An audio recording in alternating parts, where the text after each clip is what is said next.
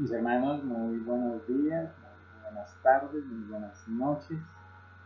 Vamos a continuar hoy estudiando el maravilloso Evangelio de Juan, que ha sido de gran bendición para cada uno de nosotros a través de este tiempo en que lo hemos meditado, que hemos profundizado en las Escrituras y nos ha mostrado pues la riqueza del Señor Jesucristo.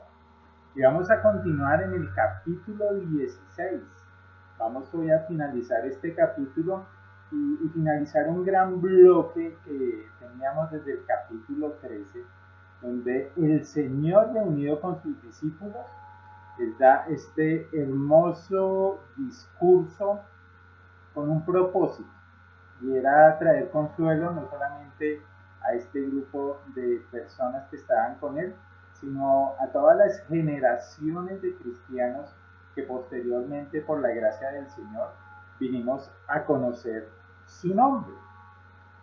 Y estos capítulos nos han mostrado al Señor llevando terribles noticias acerca de su muerte, pero dejando en el corazón de los discípulos que estaban sorprendidos, afligidos, tristes por la partida de su maestro, una gran esperanza que tiene que ver con el Espíritu Santo que posterior a la resurrección vendría sobre ellos.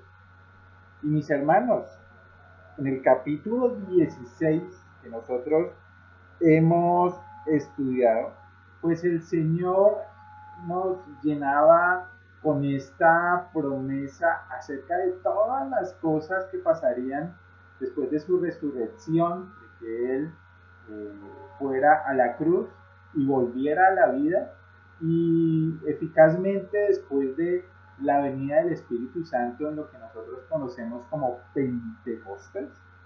Y estas son las últimas palabras del Señor a los discípulos, buscando que ellos tengan mucho consuelo, mucho ánimo, mucho gozo, pues en medio de las cosas que les esperaban. Entonces vamos a leer desde el versículo 25 hasta el versículo 33. Dice el Señor: estas cosas os he hablado en alegorías. La hora viene cuando ya no hablaré por alegorías, sino que claramente os anunciaré acerca del Padre. En aquel día pediréis en mi nombre, y no os digo que yo rogaré al Padre por vosotros, pues el Padre mismo os ama, porque vosotros me habéis amado y habéis creído que yo salí de Dios. Salí del Padre y he venido al mundo. Otra vez dejo el mundo y voy al Padre. Versículo 29. Le dijeron sus discípulos: he aquí, ahora hablas claramente, ninguna alegoría dices. Ahora entendemos que sabes todas las cosas y no necesitas que nadie te pregunte. Por esto creemos que has salido de Dios. Jesús les respondió: ¿ahora creéis? He aquí la hora viene y ha venido ya, en que seréis esparcidos cada uno por su lado, y me dejaréis solo, mas no estoy solo, porque el Padre está conmigo. Versículo 33. Estas cosas os he hablado para que en mí tengáis paz. En el mundo tendréis aflicción, pero confiad, yo he vencido al mundo. Mis hermanos, las epístolas de Pablo nos hablan de tres necesidades de cada uno de los hombres. Por allá, la primera carta de Pablo a los Corintios, capítulo 13, versículo 13, habla de la fe, la esperanza y el amor.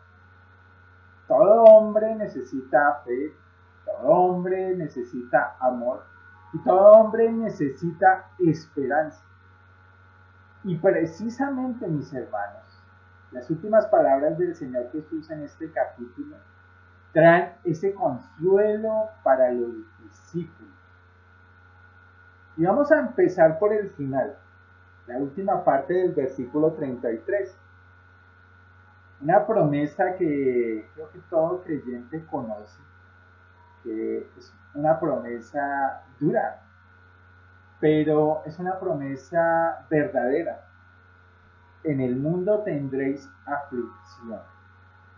En el mundo tendremos aflicción. El Señor se despide con esta nota de todo lo que sucedería a los creyentes. El Señor, ya lo habíamos estudiado, les había advertido que si lo persiguieron a Él, si lo ofendieron a Él, si le trataron de la manera que lo trataron, ellos no serían la excepción. Ellos sí van a sufrir. Y les dice, pero confiad, yo he vencido al mundo. La realidad es que en este mundo, hermanos, y aquí la palabra mundo tiene que ver con el sistema de pecaminosidad, con el sistema que quiere alejarse y negar a Dios, con un sistema en el que estamos inmersos en este mundo, un sistema dominado por el maligno, por Satanás, y donde estamos los creyentes. Entonces la promesa es que en esta guerra que se libra, que donde Jesús ya triunfó, estamos inmersos cada uno de nosotros. Por ejemplo, el mismo Pablo le escribe a los tesalonicenses capítulo 3, versículo 3, diciendo, nadie debe turbarse por estas aflicciones, porque ustedes mismos sabéis que para esto hemos sido puestos. Porque de hecho, cuando estuvimos con ustedes, les estuvimos diciendo por adelantado que íbamos a sufrir aflicción. Entonces, mis hermanos, frente a esto, frente a este mundo de tribulación que estos hombres están viendo, ¿cómo es que van a sobrevivir y a triunfar? ¿A qué se van a aferrar? ¿Cómo se van a enfrentar a esta realidad? Y el Señor les dice una palabra. La palabra es confíen. En el mundo tendréis aflicción, pero confía. Y parece una palabra, simplemente si la dijera cualquier hombre, una palabra como de subir el ánimo simplemente, o de decir que todo va a estar bien, cuando en realidad no. Pero el que la está afirmando es el mismo Señor Jesucristo, el mismo Dios encarnado, el mismo enviado por Dios, el mismo que ha diseñado todo un plan para salvar a su pueblo del mismo pecado. El que lo dice con autoridad. Confía, confía. La palabra en griego tiene una conjugación como imperativo. Es un mandato. Es un mandato que tanto los discípulos como nosotros confiemos en el Señor, que el Señor ha vencido al mundo. Está por encima de él. Es el gran vencedor. Y en la cruz el Señor mostró su gran plan redentor, que muchos pensaron y piensan que era la derrota del mismo Jesucristo. Pero por el contrario fue como él aplastó la serpiente que dominaba la muerte y el pecado. Entonces, mis hermanos, este gozo que iban a disfrutar los discípulos se debía a tres cosas que ellos como creyentes ya tenían en Dios. Y son los tres puntos de nuestra meditación de hoy. Tenemos el amor de Dios. Segundo, tenemos fe en Dios.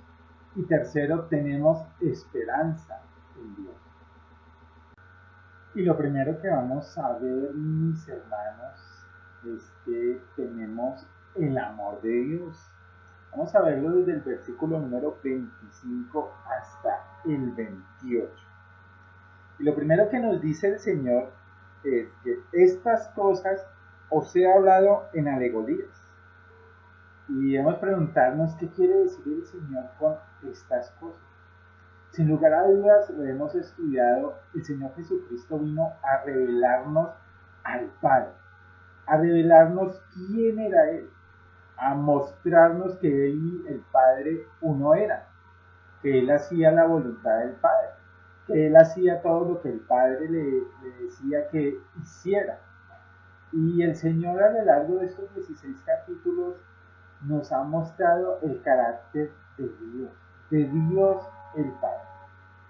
Pero nos dice el Señor que Él había hablado de una manera singular y era en alegorías.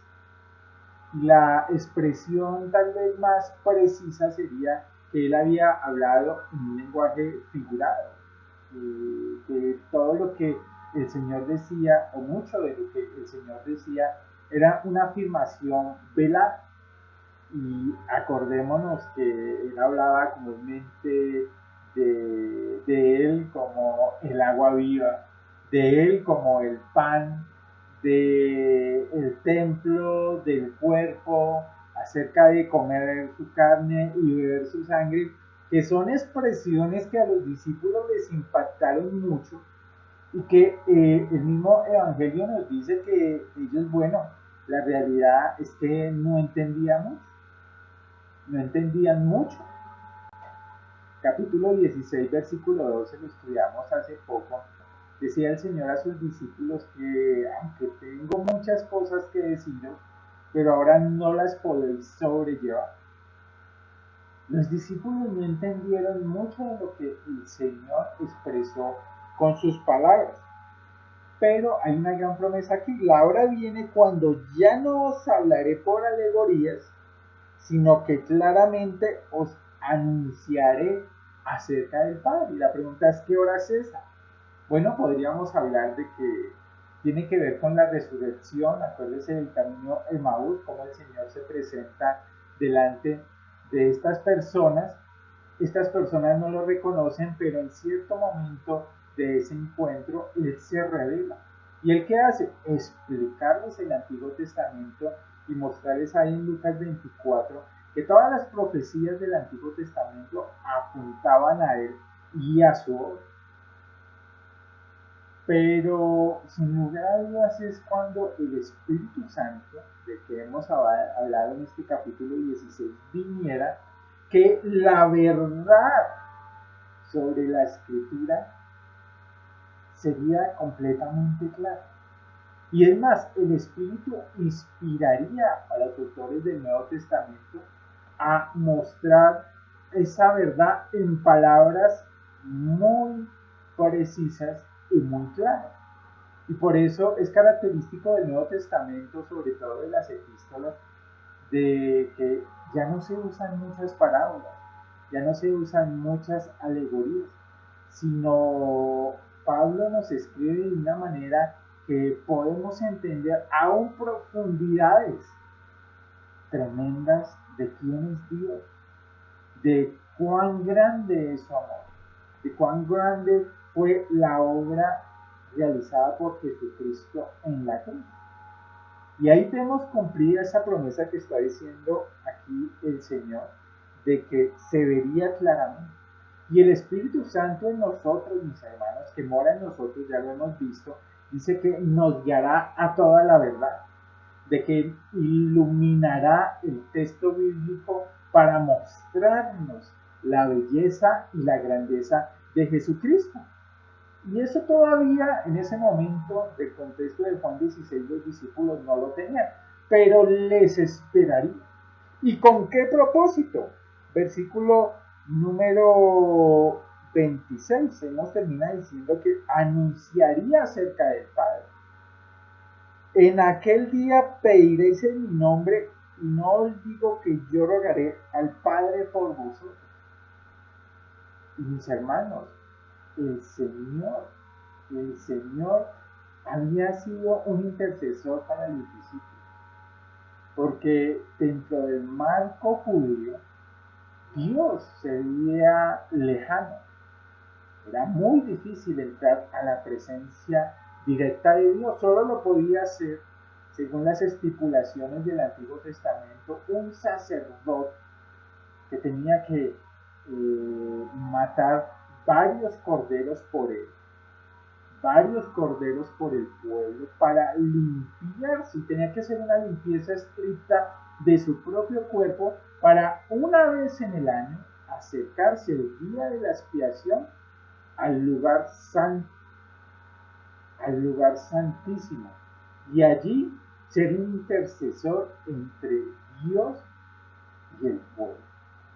Pero el resto del pueblo y aún el mismo sacerdote lo veían demasiado lejano para ellos.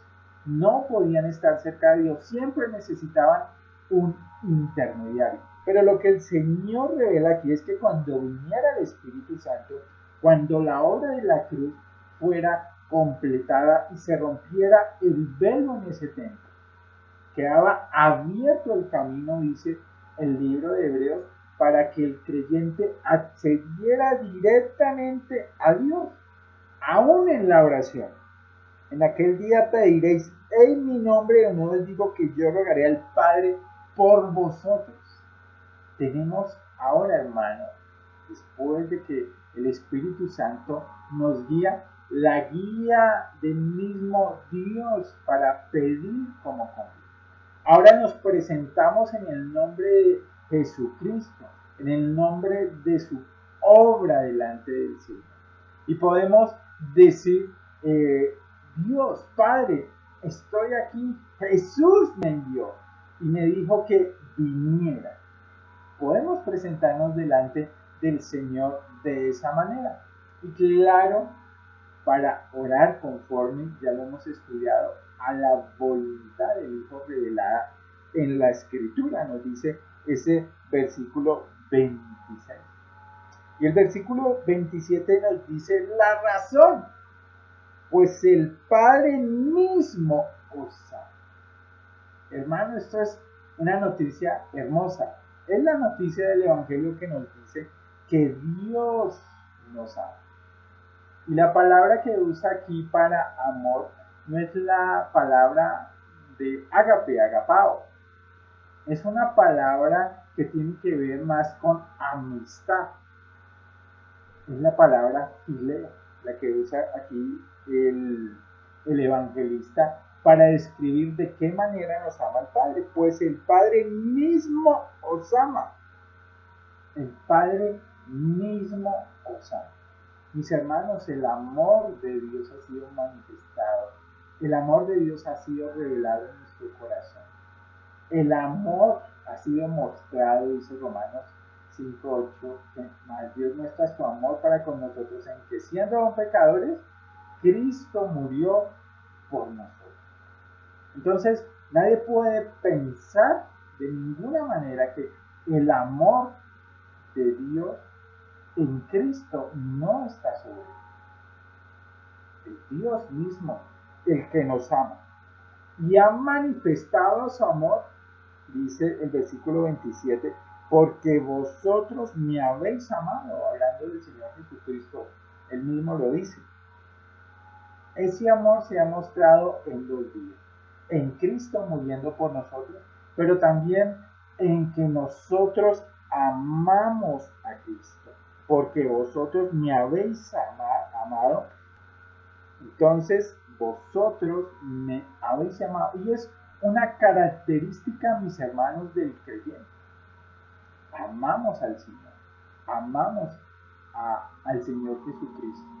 Ese amor es recíproco.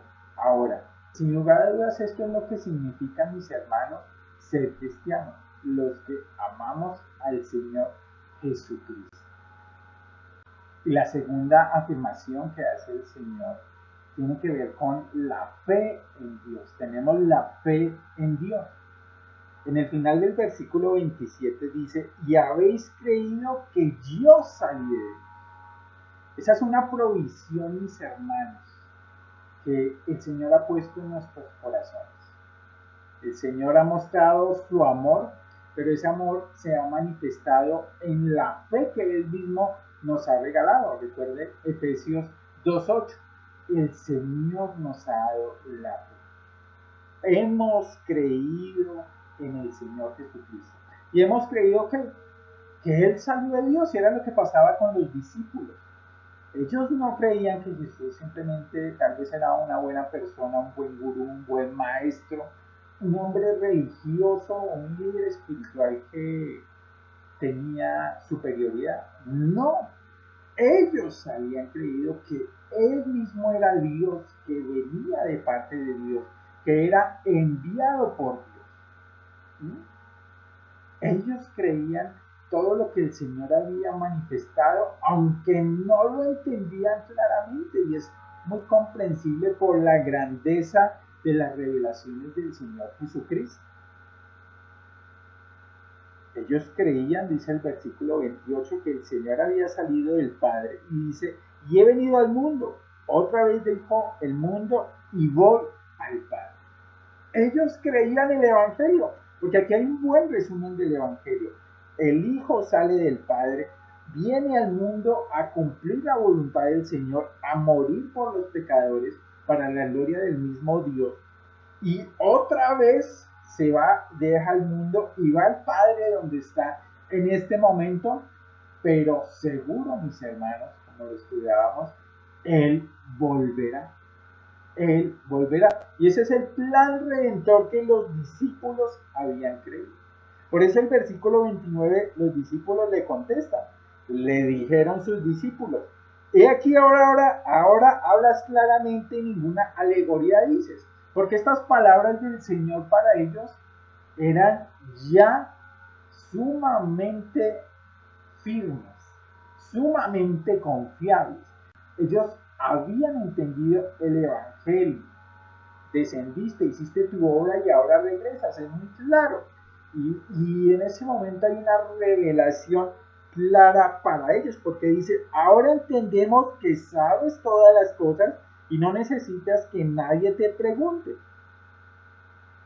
Ellos comprendían que el hombre que estaba delante de ellos podía leer la mente de las personas, podía saber lo que ocurriría en el futuro, tenía la capacidad de conocer todas las cosas, no porque otro hombre se las dijera, sino porque él de pleno conocimiento las entendía y las podía manifestar a sus discípulos. Y ellos dicen, por esto creemos que ha salido de Dios, porque nos has demostrado con lo que haces, con lo que dices, que tú eres Dios, que eres el esperado, que eres el Mesías, que eres el que nos puede limpiar los pecados. Y esa es una profecía en los primeros versículos de Mateo, que se acercaría a Dios para limpiar los pecados del pueblo. Versículo número 31, Jesús les responde, ¿ahora creéis? Y aquí tenemos que mirar también exactamente qué quiere decir el Señor. Algunas traducciones dicen, ahora están creyendo. ¿Y cuál es la diferencia? En el griego no hay signos de interrogación o signos de admiración. En el lenguaje original, esto podía ser un indicativo o un interrogativo. Y yo creo que tiene que ver más con un indicativo. Él está señalando la fe de ellos. Él dice, ustedes tienen fe, ahora están creyendo, más que un interrogativo. Y el Señor les afirma que ellos tienen fe, que Dios ha puesto fe en el corazón de ellos. Y les sigue diciendo, he aquí la hora, versículo 32, la hora viene y ha venido ya, en que seréis esparcidos cada uno por su lado y me dejaréis solo, mas no estoy solo porque el Padre está conmigo. Aunque el Señor les dice que tienen fe, el Señor les dice que su fe todavía no es madura y la prueba vendría y su fe tambalearía. Zacarías había profetizado que hiere al pastor y las ovejas serán esparcidas. Y aquí se está cumpliendo. En Mateo 26 lo relata cómo los discípulos todos huyeron. Mateo 26, 56. Todos huyeron y lo dejaron. Lo dejaron absolutamente solo. ¿Fue una fe falsa? No. No, fue una fe débil. Fue una fe pequeña, por eso hay un hombre que le clama al Señor, Señor, ayuda mi incredulidad, lléname, lleva esta fe a su madurez. Y vemos a los discípulos en todo un proceso que tenía que ver con ser zarandeados, con ser probados. Y la fe de ellos se fue fortaleciendo.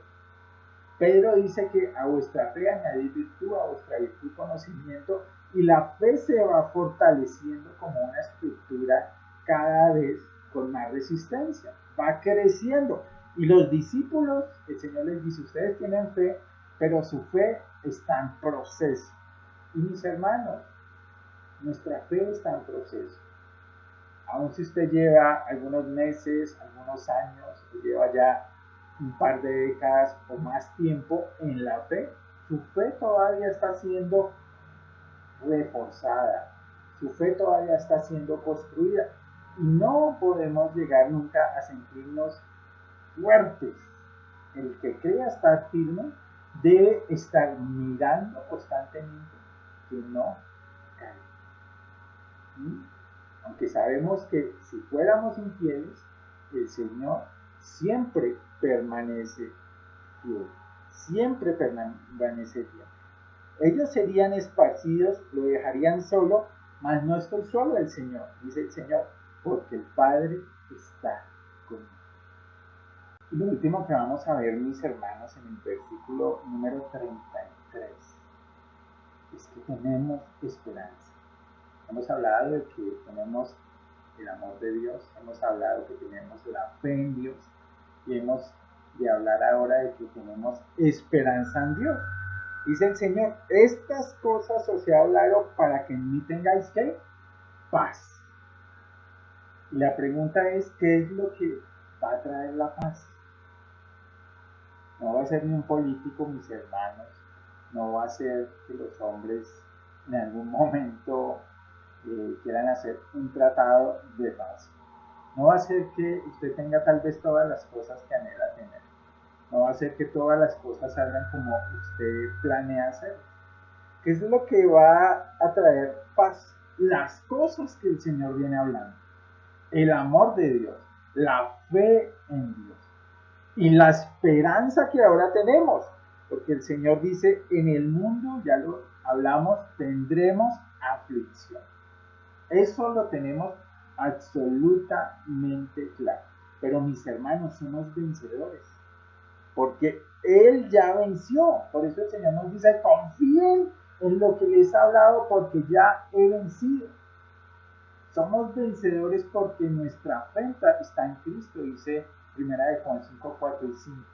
Y estamos unidos, pegados a Cristo en su victoria. Pablo le dice, por ejemplo, a los corintios, nosotros siempre triunfamos en Cristo. No importa cómo esté yendo el mundo, hermanos, Él gana al final. Hay esperanza. Y es una esperanza absoluta.